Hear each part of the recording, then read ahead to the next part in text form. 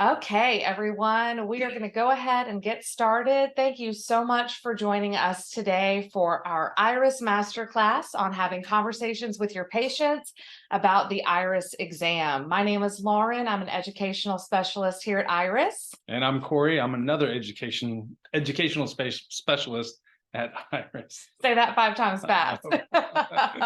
So we are conducting this webinar in conjunction with our newsletters as part of our ongoing support for our clients. We are so glad that you're here. We hope that you find a lot of value in this.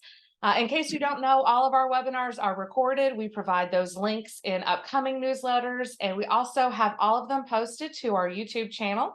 So you can always go back and view any webinars that we've conducted in the past. So a few housekeeping notes. Everyone is on mute, but you do have the option to ask questions, and we absolutely encourage you to do that. So there is a Q&A box at the bottom of the Zoom screen. You can click on that anytime during the webinar and put your questions in there. We will be answering questions at the end, so feel free to place your questions in the chat at any time. Also, I just want to highlight that we will not be addressing any billing questions today. Obviously, billing questions come up during your conversations with your patients about the exams, but billing is very specific to your organization and where you're located. So billing questions are going to be very specific to where you work. So if you do have questions about billing and your patients are asking questions that you're not sure about the answer to when it comes to how your organization bills for the IRIS exam, please reach out to your manager or your supervisor to answer those specific questions. So we're going to go ahead and get started. Corey, tell us about what we're going to discuss today. So some of the things we're going to provide overview for is how we present the exam to the patient and get them to agree to said exam.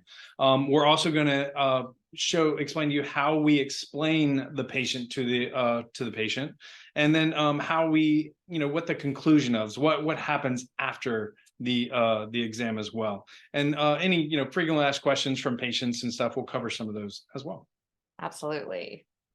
Okay, so before we get started, we do want to just get a better sense of what your organization is doing in terms of presenting the exam to your patients, getting the orders placed and signed. So we're going to conduct a brief poll for you to answer those questions for us. So I'll go ahead and launch the poll. Just a few questions, answer those real quick, and then we'll continue on.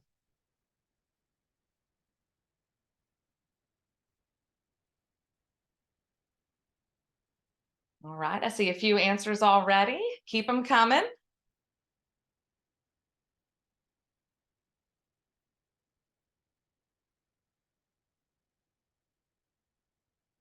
All right, great.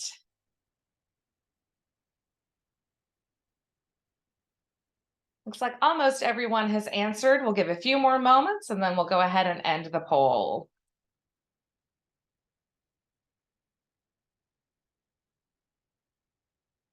Okay. So it looks like a majority of you are the ones who are explaining, proposing the exam to the patients to get them to agree. It looks like most of you can place the order, and there's a pretty even split on whether you can perform the exam before or after the provider signs off. So really great information to have. Obviously, there's a lot of different ways that you can navigate these situations depending on how your organization handles it.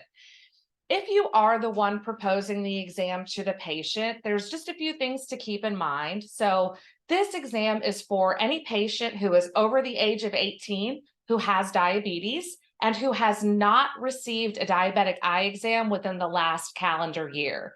So obviously you are going to have some patients who are compliant. Unfortunately, about less than 40% of patients in the United States are getting their annual diabetic eye exam. So that's a big portion of the population with a really big care gap. That's the whole reason that IRIS exists, right? So you've got those patients out there who are not getting this exam with their eye care providers, or who are not going to an eye care provider at all. So that's our target audience, right? And it's really helpful to present the exam very similarly to how you would an A1C. So many of our very successful clients approach this the exact same way as they would with proposing an A1C to a patient.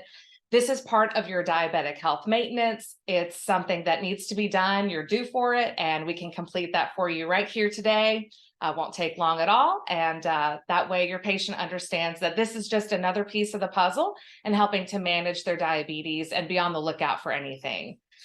In keeping with that, patient education is a really important piece of the puzzle. So it's really crucial to let your patients know how important this exam is. Sometimes patients kind of lose track of things, or they may not know how diabetes can affect their vision. So helping them understand the importance of the exam, that diabetes can affect their vision, that it can cause blindness if diabetic retinopathy is not treated. And this exam is just one way that they can help ensure that they don't lose their vision unnecessarily. And then last but not least, let them know it's quick, right? This exam typically takes less than 15 minutes. As many of you know, the act of taking the photos usually doesn't take much time at all. It's more the dilation process if that's required. So let them know this is not going to be a significant portion of their day, just a few images, and we'll get them out the door. So Corey, what do you tell patients when you're explaining the exam to them? So first off, I always like to start out explaining that I'm going to be taking multiple images. I never want to stipulate it's like taking a image, because if you take more than one, then the patient's going to question, hey, what's wrong? You always want to take multiple. You always want to tell the patient you're taking multiple images. Some images, a lot of images, whatever you want to say. We just don't want to say one image. All right. Next, you want to warn them of the patient experience. It's like you want to make sure they know that they are going to have a bright camera flash that's going to flash in their eye. So they're going to have a bright light that hits them real fast. And every time you take a photo, that's going to happen. I do like patients always hate the puff of air. So I always tell them, hey, there's no puff of air, but there is a bright camera flash. So you're kind of letting them down from one, intense experience to a much lesser one in a sense.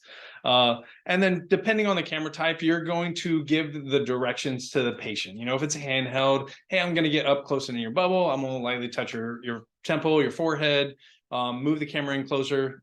But if you're on a tabletop, you may have different instructions. So it depends. It's very camera dependent on what instructions you're going to provide that patient. But you do want to explain that process, because that makes the patient more comfortable and more agreeable, and it won't be a big issue. There's no fear. Absolutely. All right. So speaking of patient questions, that leads us to our next and last poll.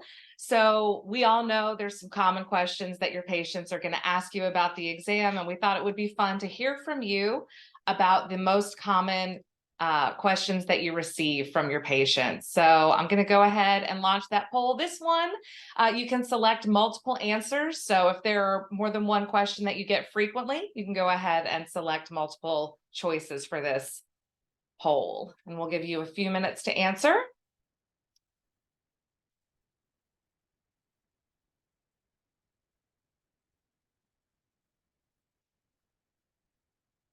Appears to be one question in particular that really gets a lot of patients wondering.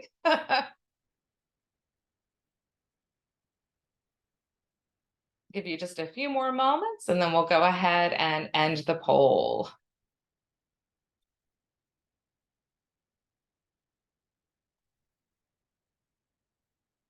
Okay. So it looks like overwhelmingly one of the most common questions is, how long is this going to take?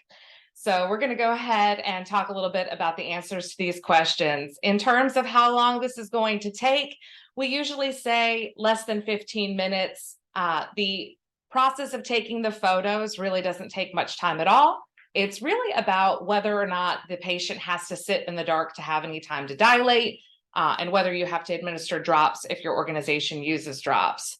So speaking of dilation drops, that's another common question that we get. Are you going to dilate my eyes? And that really depends on your organization. We have some organizations that use natural dilation techniques only. So in that case, the answer to that question would be no, we're not going to use dilation drops. If you have dilation drops available at your organization, then the answer to that question would be maybe. So if their pupils are large enough with natural dilation techniques, obviously drops aren't needed. But if drops are needed, you can let them know it's a very mild tropicamide solution. They'll still be able to drive. You're really just trying to get a little bit of boost on that dilation process. Another common question we get from patients and camera operators alike is, do patients have to remove contact lenses? That was another question we saw a lot of answers to on that poll. So good news is contact lenses do not interfere with the exam. Nobody has to remove contact lenses unless they are receiving dilation drops. So again, if your organization does use dilation drops and this patient requires dilation with the drops, then you would have them remove their contacts. Otherwise, they can leave the contact lenses in. It will not interfere with the exam. Another very common question we get is, does this take the place of my vision exam? Will I get prescription glasses after this? Does this tell me whether or not I need glasses? And so one of the little tricks that we use is, instead of calling this a vision exam, we call this a medical test, right? This is a medical exam to check the health of your eyes. So if your patient wears glasses or thinks they might need glasses, this doesn't replace their annual vision exam. This is merely to close that gap on their diabetic eye exam. All right. Oh, and as Corey already mentioned, we get to tell them the most exciting news, that we are not going to blow air into their eyes, that this exam is not uncomfortable. It's just a bright flash from a camera, just like from a regular camera, and then that's all. So no puff of air, nothing uncomfortable or scary in the exam. All right, Corey, so I know you're going to talk to us about how we conclude the exam. Yeah, so once you have completed the exam, you're gonna basically, you want to tell the patient, what's going to happen with the images that you're captured. So you're going to basically tell the patient that, an eye specialist is going to review these images. And once I've uploaded them, they're going to review the images and then provide a care plan back to us.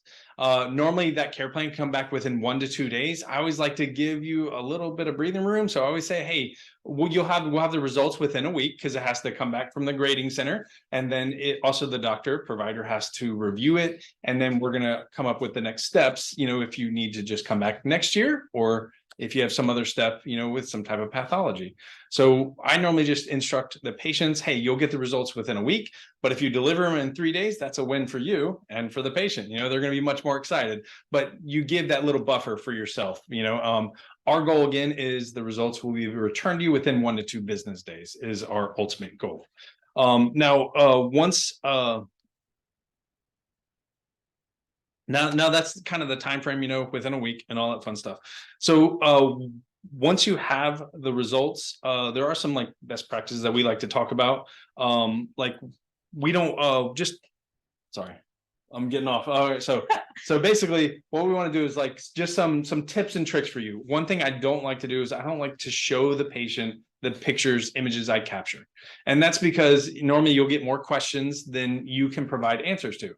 I always tell the trainees that I train is that you are a photographer now.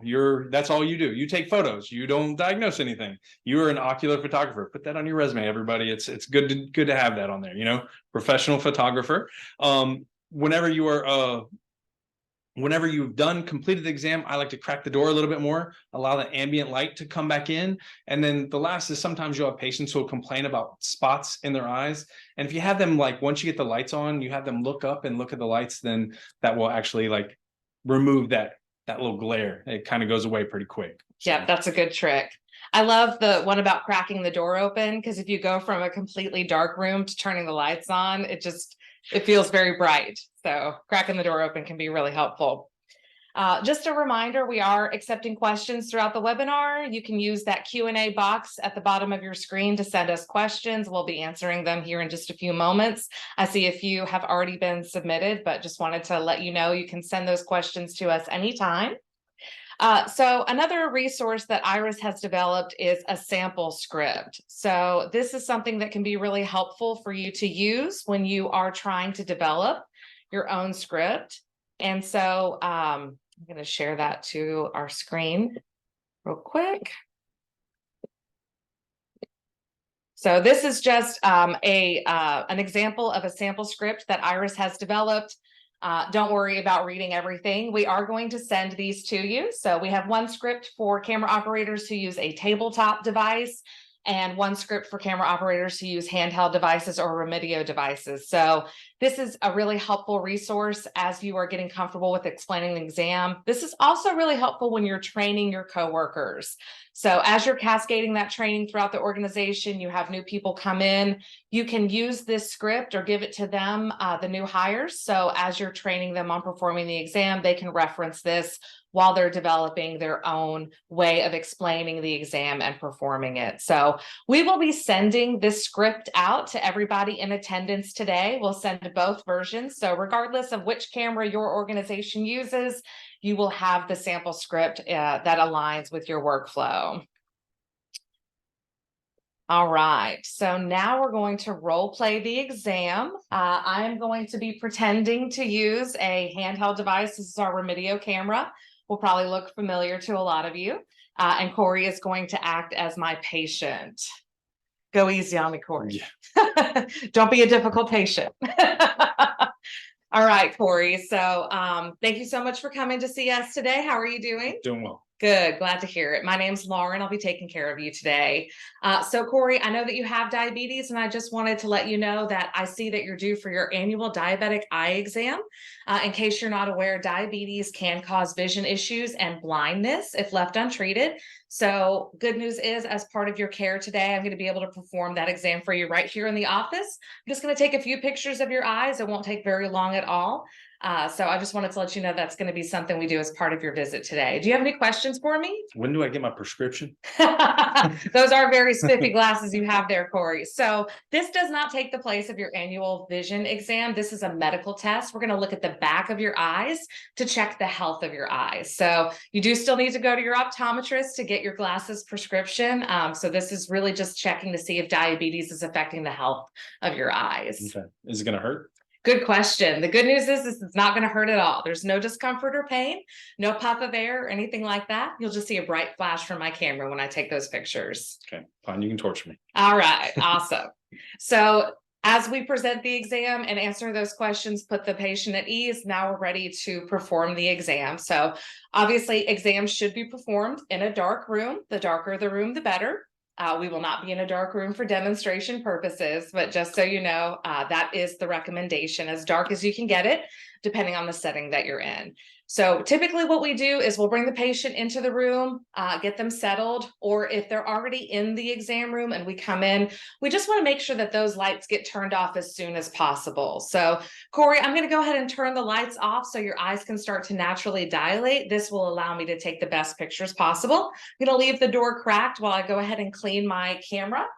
And then this is the part where you want to grab an alcohol prep pad. And you can clean the eye cup, or if you have a tabletop device, you can clean the forehead rest and the chin rest. So as I mentioned, Corey, we're just going to take a few pictures. You're going to see a bright flash from my camera when I take those images, just like from a regular camera. Because I'm using a handheld camera, you are going to feel my hand touch your forehead and your temple. This is just so I can steady my camera while I take those pictures.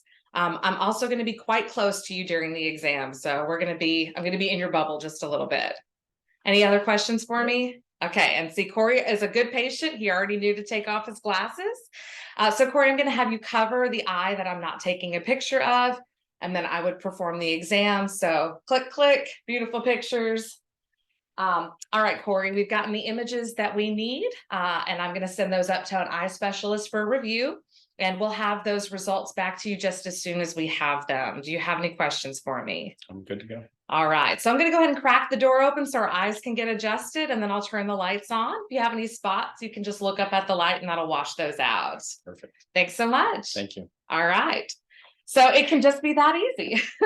Obviously, the taking of the pictures does add a little bit of time to the exam, but when you're comfortable with your camera and the patient has big pupils, that is a quick process, as most of you know. Okay, so we're going to go ahead and start to answer some questions. Just so you know, some questions that we receive may be specific to your organization or workflow. If we're not able to answer your questions live during the webinar, we will be following up with you via email so that all of your questions get answered. So just know, if you ask a question and we don't answer it on the webinar, we will be following up with you. Okay, so first question, if the results are negative, will we still perform the test on an annual basis? And the answer to that question is usually yes. There are a few organizations where a negative result might satisfy the care gap for 2 years. So that will be dependent upon your internal processes, but it is recommended that a diabetic retinal exam be received every year. The earlier that diabetic retinopathy is identified, the easier it is to treat, and the more likely we are able to preserve the patient's vision. So the recommendation is that this exam be performed annually so that patients can be on the lookout for any changes in their eye health. And so performing this annually does allow us to really identify those challenges and those pathologies early so that they can be treated, and hopefully that patient doesn't have to lose their vision. All right. So another question is regarding quality of images. So this operator has had a challenging time capturing high quality images on older people because of droopy eyelids. And so the question is, do I submit the images? So our recommendation is always to take the best images you can and to submit them. If you have someone who has very droopy eyelids, it can be helpful to ask them to open wide. As you're getting into position or the camera is getting into position, reminding your patient to open wide can help with a lot of that. If you've got someone with really droopy eyelids, asking them to lift on the corner of their brow to reduce that eyelid interference can be a helpful tool. If they have a caregiver or someone in the room, or you could perhaps do that for them as well, that's another way to help reduce eyelid interference. Open wide is also really helpful for reducing blinks or having patients not have their eyes closed. So that's my go-to trick when it comes to eyelid interference or blinking. And just to add to that, some handheld operators tend to stand and they're tower above a patient. So when the camera's coming down at an angle, if they have that droopy eyelid, you've really compounded that factor. So you really want to come level with the eye because you're trying to get to the biggest opening of the eye. Sometimes maybe you can go in a touch up the hill can be beneficial because you're going towards that biggest opening of the eye, and you ask them to open wide. It's a little wider, but it makes it easier if you are level with the patient. Absolutely. That's a great point. So someone asked if this webinar is being recorded. It is being recorded. We will be distributing the link via our next newsletter, just like we do with all the other webinars. And you can also access our webinars on our YouTube channel. So this is being recorded and you can reference it later at any time. Another quick question regarding glasses. When we do the exam, patients should take their glasses off. Absolutely. So again, contact lenses don't interfere with the exam, but if they're wearing glasses, like my friend Corey here, they do need to take them off during the exam. All right. So another question regarding the results. This question asks, can the patient's results be forwarded to their optometrist or ophthalmologist? So we are going to distribute the results to you. And then if your organization wants to implement a process where you provide those results to their eye specialist, you can. But there's not a way for us to include them in the results receival. That will only happen to you, the organization. All right. So there's a question regarding education material, a QR code or a video online. IRIS doesn't currently have any patient education in video form. The recent handout that we've developed does have a link to our vision simulator, which allows patients to see what it's like to lose their vision from diabetic retinopathy and other eye diseases. You could incorporate that QR code onto other materials, and that's something that we could certainly try to coordinate with you on as well. But currently, IRIS doesn't offer any sort of video material for patient education. Good question. All right, so here's a question regarding taking images on a patient with astigmatism or an eye that moves involuntarily. That certainly can be pretty challenging. So One of the things we definitely recommend is if you're using a handheld device, having the patient cover the eye that you're not imaging. It can really help them focus on the light or the external fixation point, depending on what kind of camera that you have. You may have to get a little creative with that process too. If you notice that when they're looking at the fixation point, their optic nerve is in the wrong place, you might have them look at your shoulder or at a spot on the wall.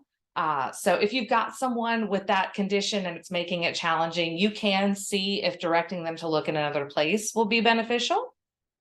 Again, our recommendation is always to take the best images that you can. And if you are able to take multiple images with your device, you can try to capture different pieces of the anatomy to show a comprehensive view of what the eye looks like.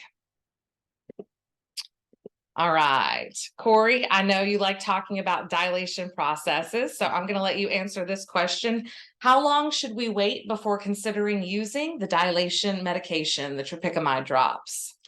It really all depends depending on the camera you have the ability to see either the pupil size, or with tabletops, it'll tell you the millimeter size. So for tabletops, for example, if it's below that millimeter threshold that has been discussed previously, probably in your training, then, if it's below that threshold, then using the dilation drops just makes your job easier. And it allows that pupil to get big enough so that you can capture it. With the handhelds, you don't necessarily have a millimeter size for the pupil. So you have the camera and you get to visually see the pupil itself when you land the camera, depending on the Remedio or one of the other handhelds. And if you see like a very, very small one, make your life easier and use the dilation drops. They're a tool in your belt. Take advantage of them. Dilation does not affect the patient like it does at, like, say, an optometrist or ophthalmologist. They use a higher dose, so it lasts longer. It's a little more intense. We use a mild dose, so it's not as intense. So you can take advantage of those tools that you have. But whenever you're with a handheld, you are just landing the camera, seeing how big the pupil is. You have every ability to move all the way in until you feel comfortable. If you feel like you can get a shot, take a shot. But if you don't, you're not flashing their eyes. It's not adjusting the pupil. So back out. You may have to do natural dilation or drop dilation. You're the best judge because you're in the room with the patient seeing how big the pupil is. Anything you want to add? Nope, that's perfect. So I will say, if you've got someone with tiny pupils and you've got the drops at your disposal, they really are so beneficial to give you that extra boost. As Corey mentioned, the tropicamide solution we recommend is 0.5%, which is the lowest strength, fastest acting, fastest to wear off solution. It really is very mild. Most of the patients I've seen who have been dilated using those drops don't even notice that their eyes have been dilated. Just a little brighter room, that's it. And they can drive home. They can sit in a bright room. And while the dilation drops are taking effect, play on their phone, whatever, it makes it a much easier time for them. Yeah, the workflow is definitely very straightforward. So, Corey, I'm going to let you answer this question as well. What can we do when patients keep blinking during the exam? Never tell them to stop blinking. That is bad because they will blink 10 times more. So what I like to do is, especially with a handheld, I'm just slowly moving into the point of where I want to capture the image. And I've had defensive blinkers where they are just constantly going because they're afraid that something is going to poke them in the eye or an air puff's going to come or something like that. But I just tell them to open wide, and then they're going to focus for like 2 to 3 seconds of opening their eyes wide rather than thinking about the blink. Number two, I never warn a person. I do not tell them when I'm taking a photo. If you tell them, that gives them a chance to be prepared, and probably 8 out of 10 times they're going to blink on you. So I just take the photo whenever, and I'm just dealing with the blinks because the shutters on these cameras are very quick, but you just ask them to open wide. This also goes for the tabletops. Sometimes you have blinkers or whatever, and the camera's struggling. If you just simply ask them to open wide, sometimes they're going to pause that blinking, and then it gives you the chance of being able to capture that. Anything else you want to add? Nope, that's perfect. Open wide is the best trick in the book, I think. Yeah. So we've had several questions regarding natural dilation techniques. So I just want to kind of illuminate some best practices when it comes to natural dilation. So many patients, their eyes will dilate fairly quickly. So that's why we recommend to get the light turned off as soon as possible. Maybe keep some ambient light in the room while you clean the eye cup and explain the exam, as I did when we were role playing the exam. You're going to have some patients that that time in the dark is just enough for you to go ahead and be able to take the pictures and send them on their way. So that's my recommendation. After they've been in the dark for a few moments, go ahead and try to take those pictures. If your camera tells you how big their pupil size is, you'll be able to quickly determine that. If you're looking through the lens of a handheld device, you'll be able to see pretty quickly, do they have big pupils? If they have small pupils, at that point, that person needs to be in the completely dark room for 5 to 10 minutes. We have not found that any time in the dark past 10 minutes significantly impacts dilation. So we usually say 10 minutes is the max. If you've allowed them to sit in a completely dark room for 10 full minutes, they have naturally dilated about as much as they're going to, and it's time to go ahead and take the best images you can. Another thing that's really important for natural dilation is to ensure your patient is relaxed. So the explanation of the exam that we've gone through, helping them to understand that it's not going to be painful, that they don't have to worry about being uncomfortable, they don't have to brace themselves against any puff of air. Relaxation is a really key factor in helping enlarge pupil size. The more relaxed they are, the better dilation. So helping them to understand what's going to happen during the exam can really help with that. And then there's a few other things you can have them do, like think of their favorite song and tap their fingers on their knee, or they can tap their toes, or they can curl their toes, something to distract them and relax them, to give you just a few more millimeters of dilation, because every little bit helps. Talking to them during the exam and helping them feel comfortable, distracting them with conversation. These are all different minor techniques that can really go a long way with assisting with that dilation. And just to add to that, like she said, whenever you're having that conversation with the patient about, what you're doing, why you're doing it, how you're doing it, do that in a dark room, because while you're explaining that is buying dilation time for that patient. And then probably 8 out of 10, you could go ahead and take that exam right away. But there are a smaller portion that may need to dilate a little bit longer. And that's when you land the camera, you see how big their pupils are, or maybe a tabletop, you may see, as you're moving in, with the camera, and the camera says, hey, this pupil is this size, it may be too small, and you may need to cancel that and let them dilate a little bit longer. But it just allows the patient, as she was saying, to be more comfortable, and they're going to be much calmer throughout that, because you've already explained what we're doing, why we're doing it, and how we're doing it. And if they only have to, once you've done all that explanation, you've bought 3 or 4 minutes. A few more minutes in the dark room, take the best images you can. If you are doing natural dilation, or if you're doing drops, you could put in drops right after that. And you only have this exam, like I said, no more than like 15 minutes. All right, we've got a few more questions regarding supplies for dilation. If the patient has contact lenses and they have to be removed, your organization can order contact lens solution and cases to facilitate that process. So typically when a client first gets implemented with Iris, they get kind of a starter pack, but any additional supplies can be ordered at any time from your medical supplier. So if you need contact lens cases or contact lens solution for that process, go ahead and reach out to your manager or supervisor, and y'all can facilitate that ordering process. Another question regarding why this user's organization does not use dilation drops. That is up to the organization. So Iris has clients who use natural dilation techniques only, and clients who choose to use the dilation drops. And that is an organization specific decision. So we always defer to the organization to make that call. All right. Some more questions regarding when the pupils do not dilate enough after natural dilation or dilation drops.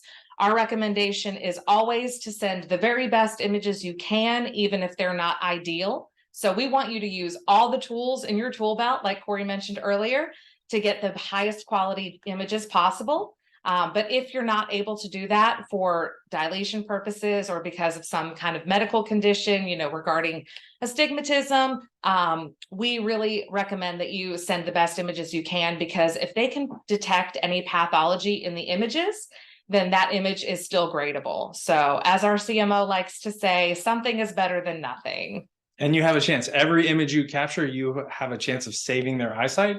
So that's why it's so important of submitting the best ones you can, because you never know what the grading physician can see. If they can see pathology, that becomes a gradable image. You could have just saved that patient's eyesight because you took that chance.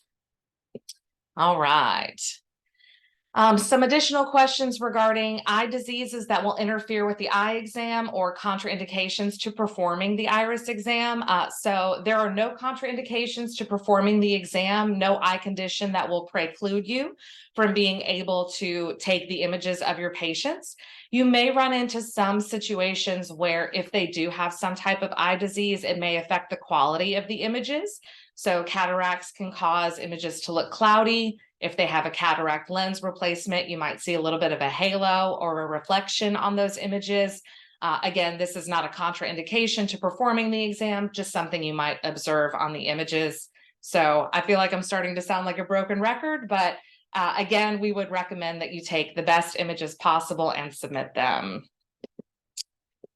All right, so here's a question regarding pathology. If the patient has pathology detected in one eye and not in the other, should we still conduct the exam? And is this something that an ophthalmologist should continue to follow? So anytime any pathology is identified, it's always really important that that patient get a referral and that they have an understanding of what's going on. It's very rare that eyes are completely the same. So frequently we'll see different types of levels of pathology, maybe mild retinopathy in one eye and no retinopathy in another. But we should definitely still be conducting that exam. And we should also be making sure that we're following the care plan instructions. And so each care plan is based on the most severe findings. So if there's one eye with moderate pathology and one eye with mild pathology, then the care plan is going to be based on that moderate finding. And we want to make sure that that patient is getting any referrals that are recommended by your organization's care plan so that they can be treated and they don't have to lose their vision. All right. I see a few questions that are a little more organization specific, so we're going to be following up with those after the webinar concludes. And so another question regarding cataracts or glaucoma, if the test is still necessary, it is the recommendation that these patients still have an annual diabetic eye exam because diabetes can affect the health of their eyes, even if they already have some other type of eye condition. Another thing to be mindful of is if diabetic retinopathy is affecting their eyes, that means that there are things happening in other parts of their body. It means that their blood vessels, constricting, and those hemorrhages that are being caused by retinopathy are also happening in other areas of the body. So it's really important that we still conduct this test. Obviously, if your patient is under the care of an eye specialist and that eye specialist is performing the exam, then they fall into that category of patient that already has the gap closed. But if they're not receiving this exam, then it is really important that we continue to conduct it. And don't forget to try, if they are visiting a specialist already, try to get, you can close that care gap by getting the results from that eye specialist that you can fill into your medical records. So that's a great way of closing that care gap, because if the eye specialist is already helping that's not necessarily our target, but if you can get the results, that helps close your care gap. Right. But if they are not going, definitely that's your target patient. Yep. So our goal is to close the gap and raise the red flag on anything that might be happening with their eye health, right? So if you have a patient that has a positive finding, your results are going to indicate the patient instructions, right? You're going to be able to determine what your organization wants that patient to do based on the findings. So if you have a patient that's positive for diabetic retinopathy or some other type of suspected condition, at the top of your results, it's going to say patient instructions, and you're going to know what to direct the patient to do. And so many conditions do result in some kind of referral so that that patient can begin to get the care that they need. And again, like Corey said, you want to make sure that you are obtaining any records from those visits so that you can close the gaps in your own system. All right, great questions. Really appreciate all of your engagement on this webinar. I think the rest of the questions we have are pretty organization specific, so we're going to follow up with those individually. We really thank you all so much for joining us. We're going to give just a few more minutes if anyone has any additional questions, and then we'll go ahead and wrap it up. So don't see any additional questions coming through. So wow, that was really great. I really appreciate all of your engagement and time today. Again, we will be providing the link to this webinar in the October newsletter. You can find all of our webinars on our YouTube page. We also link to that in the newsletter as well. So lots of great information and resources available to you. As always, you can reach out to us. The Iris Help Desk is available, and we will make sure that you have all of your questions answered and all the tools you need so that you can get out there and keep on helping to end preventable blindness. All right. Anything you want to add, Corey? Good. Thank you very much for your time. Have a wonderful day, everyone. Thank you so much.